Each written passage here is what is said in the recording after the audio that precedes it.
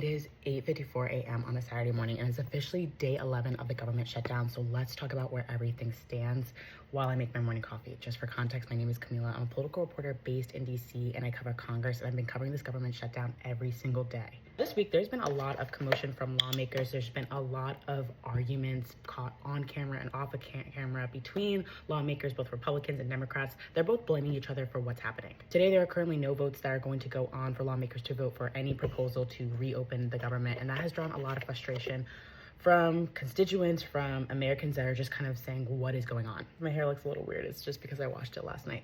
Essentially, Republicans and Democrats can't seem to agree on a compromise to move forward with voting on a spending bill that will actually get passed to reopen the government, which is probably why we've seen a lot of tensions flare. But I think what's been really interesting to see this past week is more Republicans have been coming out on the House side, basically kind of separating themselves from House Republican leadership on a number of issues, saying that we don't really agree that we're supposed to be staying back in our home district. We should be in DC trying to get to work. A recent development that just happened literally the other day was that more than 4,000 federal workers just received layoff notices on Friday, meaning that the White House weeks ago threatened that they were going to do mass layoffs if the government shutdown continued, and they're making good on that promise. In the past of other government shutdowns, usually federal employees were furloughed, meaning they would receive back pay the moment that the government reopens. But now they're actually laying off people, meaning that when the government reopens again, these people will still be out of jobs. Now, the question I keep getting asked is, how long will this go for? And that was the number one question I asked when I was on Capitol Hill the other day.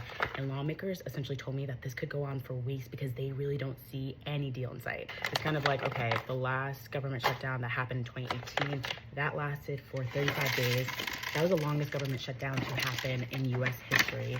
And so if they're saying that this time it's kind of even worse, it's kind of like, okay, well, what is this really going to look like? This machine is so loud. I hope it does not wake up the baby. Anyway, as I mentioned, I'm going to be heading up to Capitol Hill to see what more I can learn. So if you guys have any questions, please let me know. See you later.